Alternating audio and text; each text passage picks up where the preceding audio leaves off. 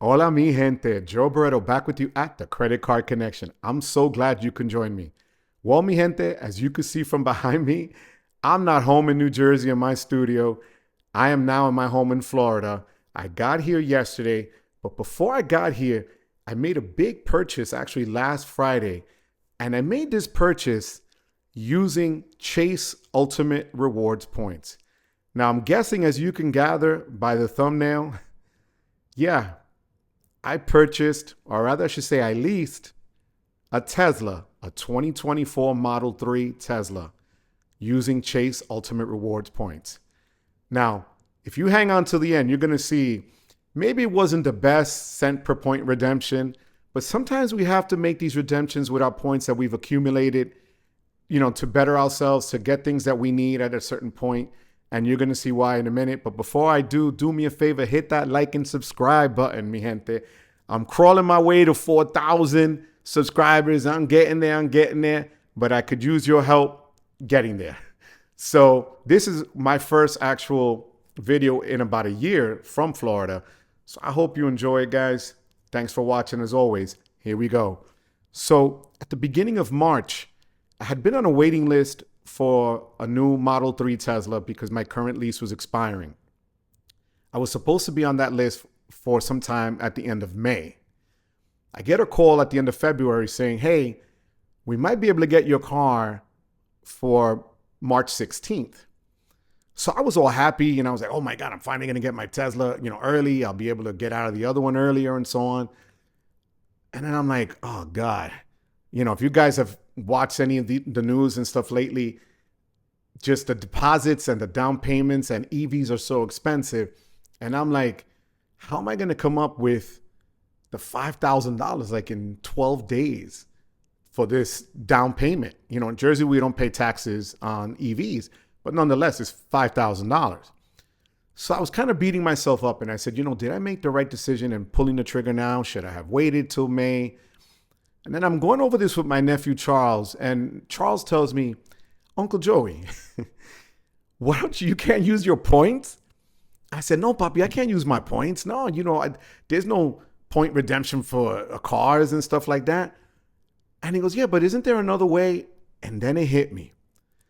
I have two giant piles of points, one with Amex and one with Chase.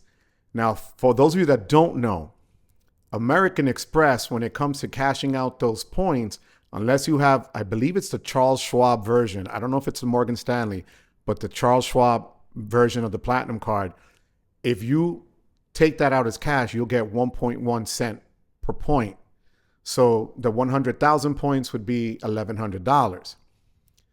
But if not, it's 0.6. So 100,000 American Express points is worth $600, right? Let that settle for a minute. So Chase, however, gives you a baseline if you cash them out of 1 cent per point. So I'm going over this and I'm like, how am I going to do this? I didn't want to go through all my Chase points. I knew what I was able to kind of carry and put down myself out of pocket and what I would need to make the difference. So towards the second week of March, they called me back from Tesla and said there was a little bit of a delay. I said, okay, no problem. Gave me time to kind of study about getting these points transferred from Chase. So what I did was I went into the portal on Chase. I went to redeem points. I have business cards and the personal side of cards with points. So I put some of them together. You're able to do that on the app. And what I did was I put in 275,000 Chase Ultimate Rewards points into a cashback position. When I transferred the points in, it said in about 2 to 3 days, I would have the points that are being transferred cash back into my Citibank account to use. I was nervous because I wasn't talking about 10,000 points, 50,000. I'm talking 275,000 points. 3 days later, I go into my Citibank account and there's $2,750 that I had there in order for me to be able to put down for my new Model 3 Tesla. So I still had to make up the difference, right? But I didn't want to rifle through all my Ultimate Rewards points because I'm planning on going on vacation this summer. And I wanted to make sure I still had enough points that I could transfer to Hyatt. I could transfer to United if I needed to. But when you calculate again that cent per point transfer, it came out to the 1 cent per point, which is your bottom baseline. You never want to go below that. That's why we always tell people, don't do pay with points or pay your statement credits on Amex and whatever, because you're not going to even get 1 cent per point on those a lot of times. The most you'll get is like 0.8. So when I did this, it kind of reminded me of about a year ago, Spencer Johnson on his channel said he had a video about purchasing Apple products. He needed a new laptop for his YouTube channel. And Chase was running a special at that point that you could go into the Apple section that they had, like an Apple marketplace with Chase, and they were giving you a better multiplier. So I believe it was like 1.25 cents or 1.5 cents per point if you purchased Apple products. So he got a great redemption out of it. But I remember in his video, he said, sometimes it's not always about getting the ultimate redemption. Sometimes it's out of necessity. So I'm telling you guys now, I probably could have found other ways to come up with the deposit, but why would I want to put myself out there, either, borrow from something else or, take money out from an account that was getting a lot of interest, when a lot of these Chase points that I have and that I use for this redemption were through referrals. Anytime I was referring last year for Ink business cards, there were times where they were giving me up to 20,000 points per referral. So most of the referral points that I had went to this redemption. So I was able to get $27.50. That's a lot of money without me having to do a hard job or going to the bank and withdrawing. And the necessity was there. I needed to get it pretty quick because it caught me off guard.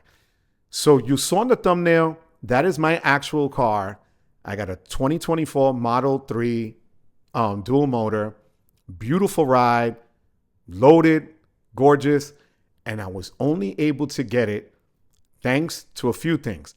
Thanks to my nephew for telling me, hey, Uncle Joey, is there a way that you can get it using your points? Because trust me, I did not think of that. I also want to thank a lot of the other creators that did these out of the box purchases and redemptions, Spencer Johnson being one. And I didn't forget that since last year. So, it just goes to show you that sometimes, even with these points that we try to hoard and stock up and do for travel and things like that, sometimes you have a necessity where it's okay to not get the 2 and 3 cent per point. Go for the 1 cent per point. It doesn't come out of your pocket. It doesn't hit your wallet. You're not losing interest in the bank by withdrawing it. It was just sitting there. I'm better now that I can sit in a beautiful Model 3 Tesla by using my Chase Ultimate Rewards points than just letting them sit there and me having to scramble to get it. So mi gente, I hope this helps you, that if in the future you find yourself in that position where you have these points and you're wondering what to do with it, you're not going to travel right away, use them. Don't just let them sit there and look at them and say, wow, look at all these points. Because you know what, guys? The points don't mean anything unless you use them. Okay?